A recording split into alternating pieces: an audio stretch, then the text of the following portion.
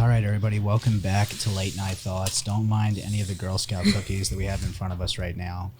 But right now I have Marielle Strong. Marielle Strong is not a fitness influencer. Please don't get it twisted. She is would you say you're a life coach or fitness coach? Absolutely not. I would say I'm a personal trainer. There we go.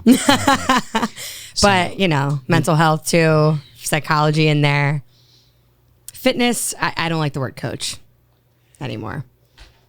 I understand that. I like to be a mental health coach, to be honest, because primarily everybody, this whole segment is going to be on mental health because recently, me and Marielle had a conversation where we just said that we think this topic isn't talked about enough. And people are very, I guess, scared to talk about it. They just feel uncomfortable, I guess, about people's opinions. But we don't care about that because our whole goal is to help people. And we want people to understand that this is something that we really shouldn't be putting up with. But a lot of people are scared to come out and say, hey, I'm struggling. Hey, this is going on in my life. Because, on one spectrum of it, a man's perspective, a lot of men want to keep that alpha. And they feel as if they open up to their partner or they open up to society, they're weak. They're labeled as weak and they can't move on as a man in life. And that's very sad, primarily because holding that in is something that is just, it's awful to carry with you. And I feel like I've been in that place where I've carried so many emotions that were never released. And it just felt like a weight on my shoulders. And the last year, I've really been working on my mental health. I've just realized that things have gotten so much easier mentally and physically, where I could get out of bed in the morning so much faster. And just handle issues at a different level, and I think from a woman's perspective, how do you feel that mental health really affects women? I'm going to first say that it affects absolutely everybody. Of course. Man, women, like whatever you are, like if you're older, an older female, it's everybody. Like absolutely everybody. But obviously women have hormones, of course. For sure. So I think that plays a huge factor into it. And then also, I know, statistically and just like from like, get these Girl Scouts away from like, I'm like laughing while I'm like on this sensitive subject. Like there's these cookies in front of me. But I would say that men clearly have been told to hold their emotions in, for sure.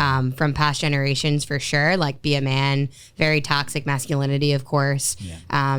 There's a lot of reasons like behind that too. Like I've looked into like the mental health, with men, and it's just interesting. It wasn't as talked about. We didn't have technology back then. And I don't know, I feel like now men are starting to do like exactly what you did with like starting to like seek therapy, like starting to talk about like their feelings to their friends, which is good. But I think it's like really hot when a guy talks about their feelings, I think I've had women say that to me, but they say there's a limit. Absolutely. There's definitely a limit there. I've been seeing I've been seeing back and forth, but I've been seeing a lot of women that have been putting men down, saying, hey, take that feminine shit somewhere else. Men need to be men. And then I've seen the other women that have defended it and said, no, like my man needs to let out what's going on. She goes, there's a limit to it. I can't have him doing it all the time, but when he's bothered, I need to know what's bothering him. Yeah. And I think that takes a very strong individual and a very, very good partner. Yeah. To really understand that, a man, again, there isn't that life anymore where it's just, we were just talking about this, my grandmother was a stay-at-home mom, and my grandfather paid the bills and that was the breadwinner. Now you have two incomes coming in and, you're both equal. Yeah. So again, you equally need to treat each other as if you both have the same stress, because not only that, a lot of people forget that when you're a mother of children, there is a lot more stress that's going on the woman's side of things, especially if they are working. Yeah. But don't overlook it and say, oh, well, the men have it easy now. We're still trying to be the breadwinner. We're still trying to be masculine. And in those ways, we're still trying to be the man that we need to be for our family. Yes. Yeah. So equalness, I think, plays a very large part. And I think back in our parents' stage, it was, if women had issues, like, listen, you're not working, I am. Yeah. But now it's like we're both working. So what's the excuse now? There really isn't one. I mean, it's just like a really tough time right now. And I think that just anybody, like, if there is, I'm going to kind of like segue into talking about like the main subject I feel like we want to talk about. And it's, I mean, obviously mental health in general, but if you are going through something, you need to be reaching out to people. But I understand, I mean, like a little background on me, like and I'll be completely vulnerable in saying this, and you know, I'm very open, you know that, like I've told you this on the phone, and I don't really care to say it like on my Instagram. I don't really, you know, I feel like I'm somebody I'm so open about how I am and what I've gone through and like my own life, and you know, I believe I'm a very, you know, smart individual, and I just think that with me, I've always felt emotions on a very powerful level. And I remember my brother saying that to me. I remember like a couple of my friends saying that to me. And to be honest, like, yes, I think I do, but also I think that I express them because I know the, you know, struggle of keeping them in. It's like jail, you know, and if you don't get them out, like we're all humans. I just think that if we understood certain emotions like grieving certain things, and that could be somebody that's still living, you know, breakups, you go through a grieving cycle. There's a cycle with that. I know personally with breakups because I've been through some very nasty breakups where, again, I can see from a point of view when someone goes through a very bad breakup. As a man, it's really hard. But I'm just thinking on a woman's side, how much more, because women tend to take it out on themselves. I think on appearance, I think on, you know, their confidence. And you got to remember that some men have that ego where they have that, you know, alpha in them where that, you know, they think, oh, no, it's not me, it's you. Yeah. Women, I feel like, take it out on themselves. Yeah. Yeah, you're right. I mean, it depends. You know, I had so many conversations with different types of friends on like this subject, and I talk to men, my guy friends about this stuff, and I can kind of see that a lot of women, it depends on your confidence factor, I would say. I don't like to categorize women in one area. For sure. Like, I've done a lot of work on myself, so if somebody were to like break up with me, I would just be like, okay, like I respect that. Like, I've done a lot of work to the point of like, I don't get, like, I don't know, in the relationship, I've been single for like 7 years, so I don't even, I don't even know. But like, if that would happen, I would understand why, you know, I mean, not understand why, but I would allow that person to feel that way if they want to do that, you know, and I wouldn't think that it was me. I would just be like, I would try to work on things. I mean, relationships are very like complicated and there's so many layers to them, but just kind of reeling back from that, I would just say that like,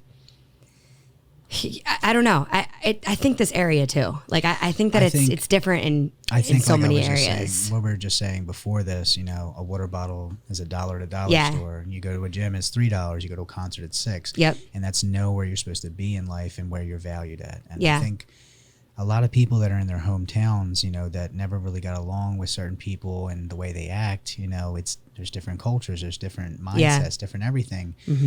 You know, if you're a very spiritual person and you're, you know, where we grew up, a lot of people don't give a fuck about that. But you go somewhere out to California where a lot of people are more in tune with their emotions, you know, everything is just more peaceful. You feel more at home, you feel more safe and aware, and it pushes you to do more things. Yeah, for sure. You have that, again, like I said, to get out of bed in the morning. You know, I've gotten out of bed, you know, being a travel photographer, being in other countries and being just traveling, it gets a little overwhelming, but it gets familiar after a while. But I just noticed in certain areas where I was more willing to get up at 4 in the morning because I'm just like, you know what?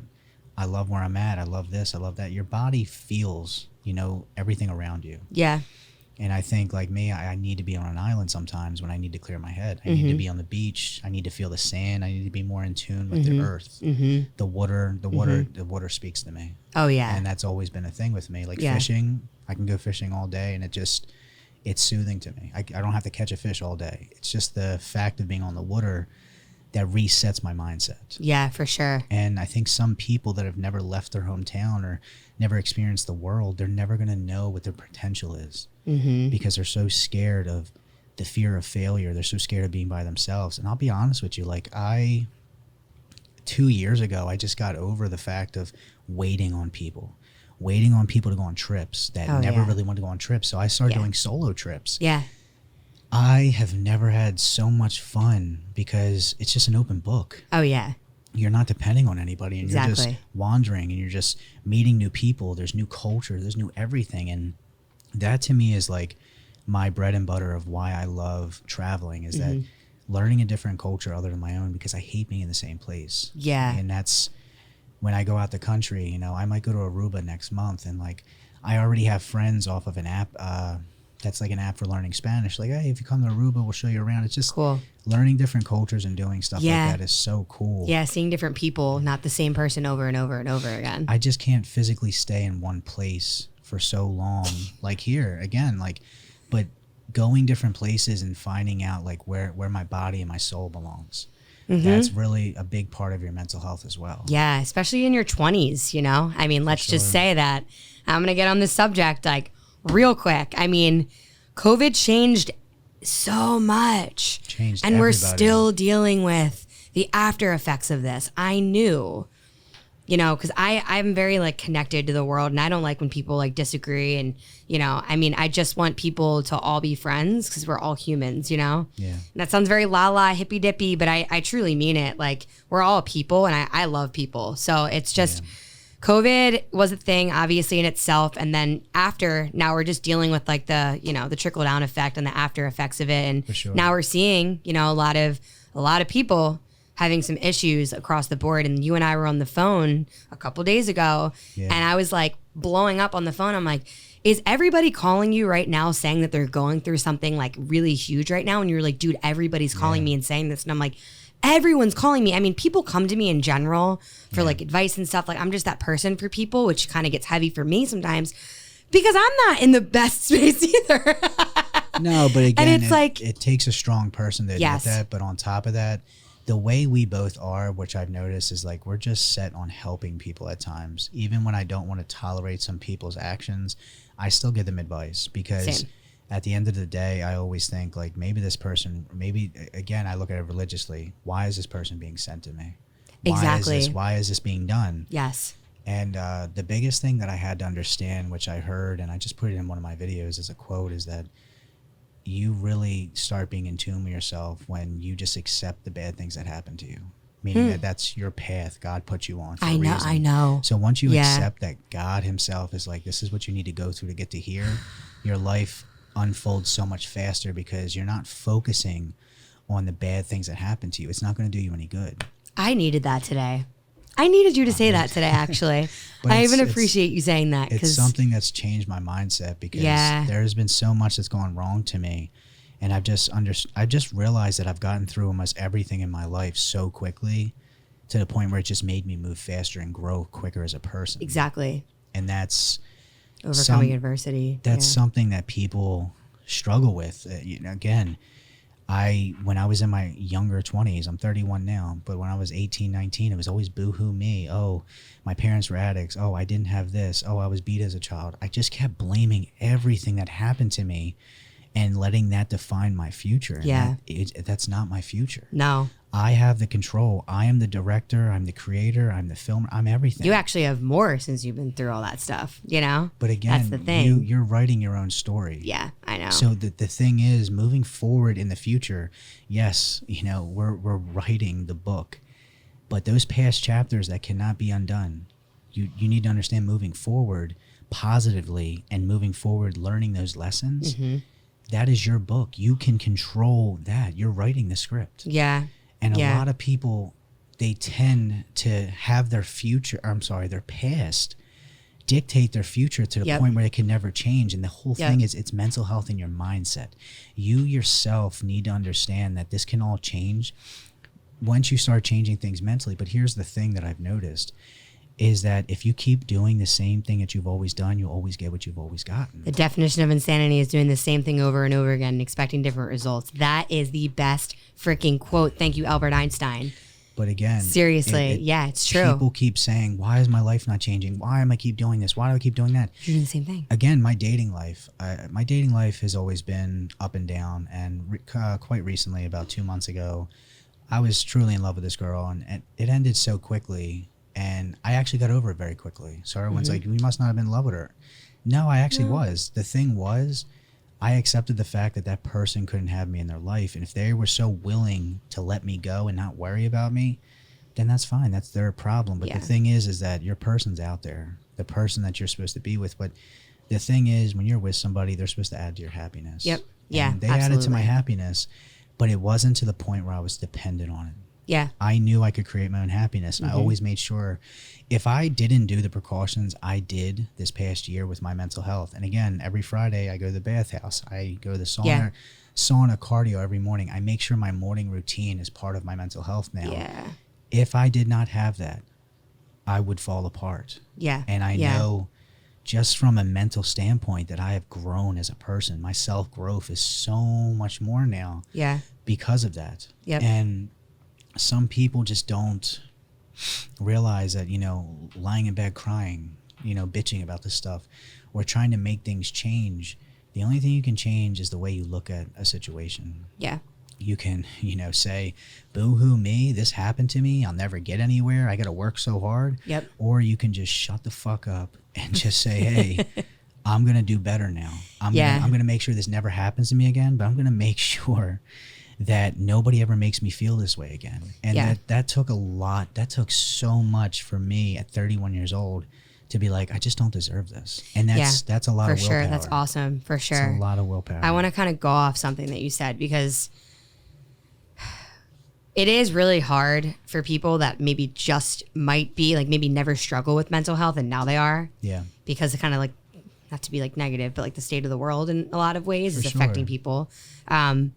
You might not have ever been in a financial, you know, crisis, and maybe now you are, because the economy is a little crazy. Yeah.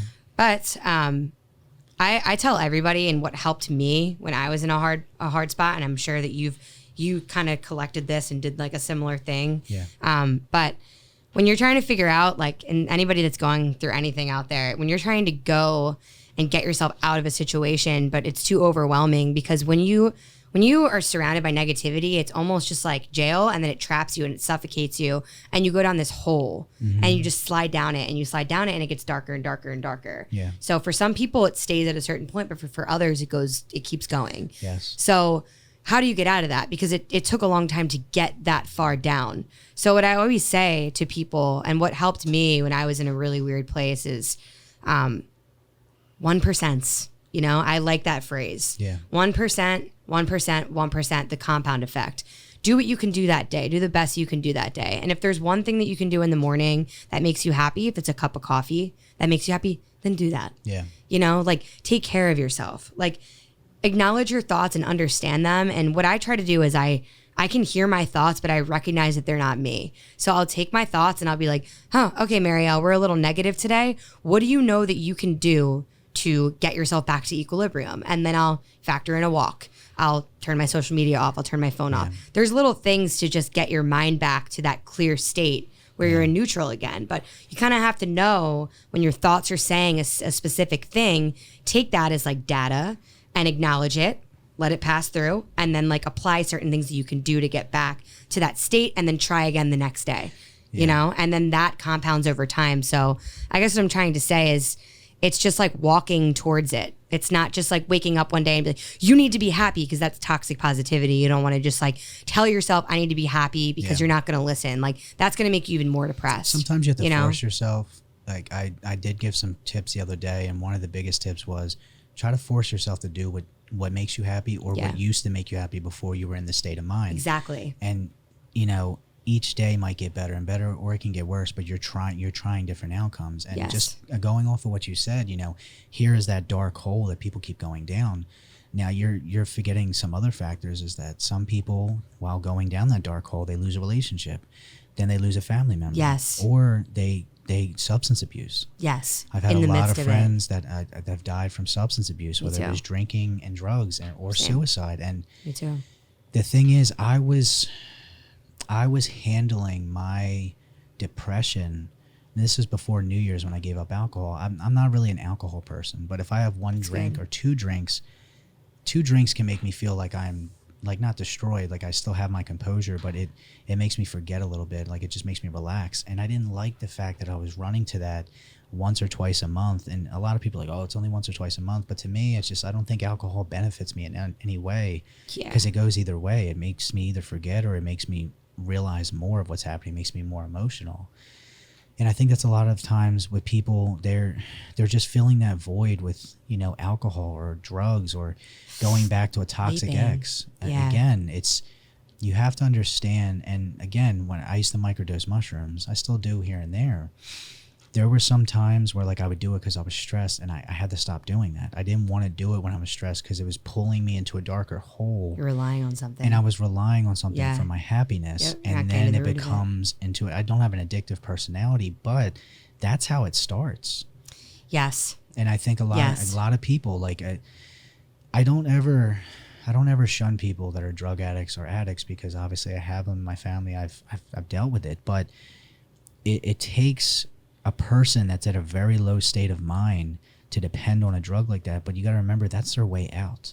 I know. And that's the mental side of it, is that addiction's really coming from them depending on having that hurt. Again, I used to remember, like, you know, drinking, like I would forget about the person I was hurting over. I was in love with this girl, and I just would drink, and it would cause so much more pain afterwards because I remembered so much more.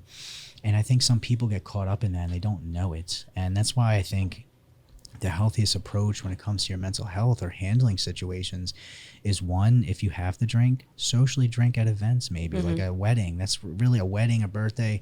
I've never really had the need to drink anywhere. But if I had to have one drink because of an occasion, sure.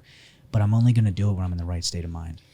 Yes, because it can knock me when I'm not in a good state of mind. So when I'm actually upset, or when I'm not going through like the best point in my life, I'm not drinking. Yeah. I'm not drinking. Well, here's the thing that people don't understand as well, is that, you know, what's a very big emotional thing is a wedding. So like, but here's the thing is, like, you know, it's the most common thing that people make fun of, but it really happens, is bridesmaids. They see their best friends getting married, but no one wants to commit to them. So what do? They start drinking, and then they start heavily drinking, and then they end up getting so drunk at the wedding because they're trying to forget. But again, it's triggering to them. And again, it's very triggering to them. But you got to always watch people at weddings that are getting trashed. It's a mental side to it. It's interesting. I know you never really think about it. That's an interesting perspective. I never really thought about that. But again, think about the mental side of it, is that, you know, if there's 5 bridesmaids, let's just say, like, again, 3 of them aren't married, or they're not even seeing somebody, or they just were cheated on or lost somebody. I think to be honest with you, I think as we get older, and like I said, with the whole bridesmaid or groomsman type thing, some men and women just like, I just want to settle down. Like, this is what I want. And like, some of them just jump to a relationship because they're just so emotionally vulnerable. Yeah. And they're just like, you know what? I should have committed to this person. And that's, I think, where the divorce rate's coming in. Oh, man. Because people are just trying to be in a good state of mind and mentally happy. And they think, oh, I'm going to commit and do this, and it's going to be great. Yep. And in reality, they're in that honeymoon phase before they ever get to the engagement wedding part, where they're like, I am happy, I want to get married, I am happy. And it's coming from the pressure of society, it's coming from the pressure of mental health. Yep. And people are just, they're scared. Yeah. Scared of being alone. Scared to work on themselves. And the one thing that I'm so in love with now is being by myself. Me too. I used to sit at home and be upset. But what I did to change things up was that, number one, I started going to bed early, because I realized that the later I stayed up was not benefiting me. Couldn't get up early. But on top of that, I would go for a walk, or I would go out to dinner. I go out to dinner by myself once a week sometimes. Nice. And I do it. Sometimes there's people there who'll talk to me, but like, some people look at that, that's fucking sad.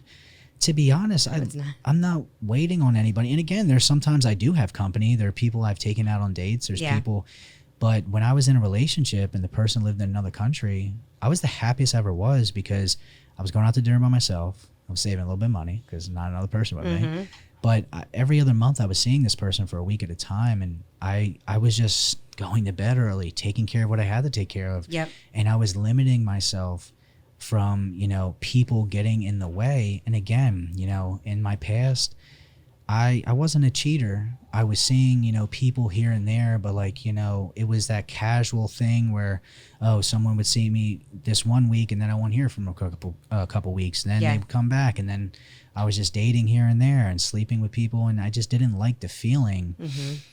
But I like the feeling of having a secured partner where I don't get to see them that much, Yeah. But when I do see them, you know, my love language is quality time. Yeah. And gift giving. It's mine too. Yeah, like I physically love spending time with my person. So like if I have to wait 6-8 weeks to see my person and spend that time with them, like I remember, you know, most people when they go on vacation, I was in Punta Cana and everyone was coming, yo, you got to go to this club, we got to do this, go to that.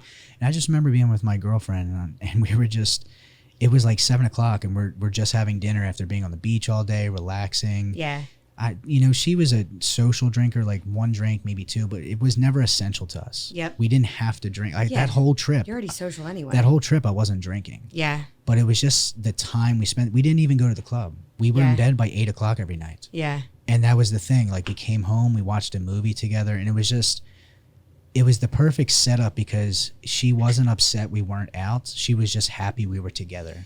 Yeah. It's like wherever we are, for sure, this is my place. Yep. And that's the best relationship to be in because prior to that, I was with somebody where like staying in was a problem.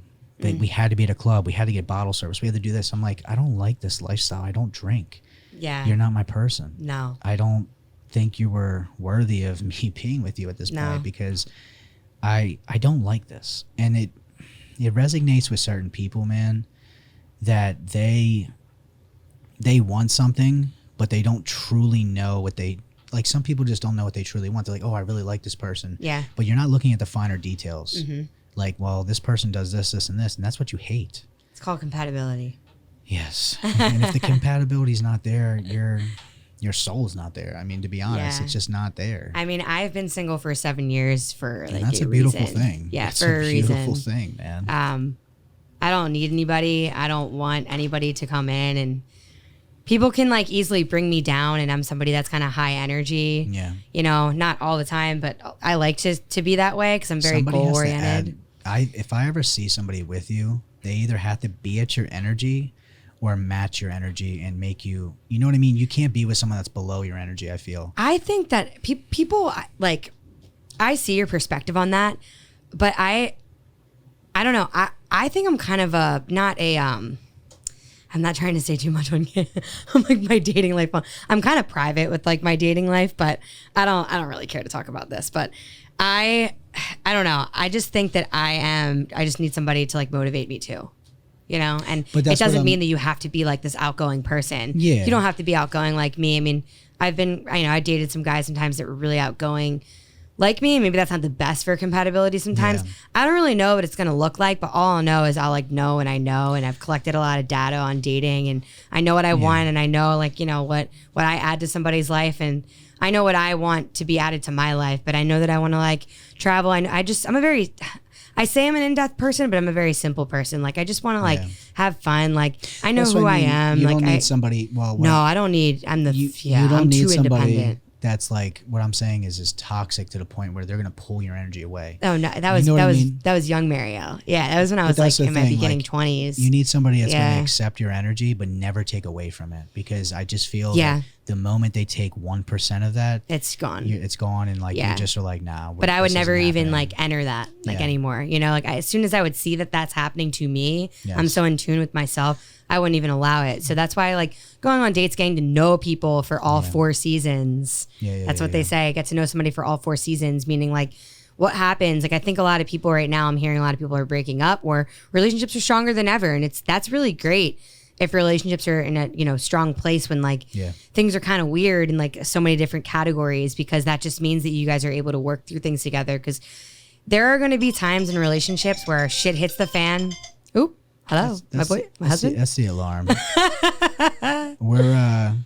got 1 more minute left. Okay, and we're gonna end this. And then we're gonna end it. Okay, all right. Start another okay, one.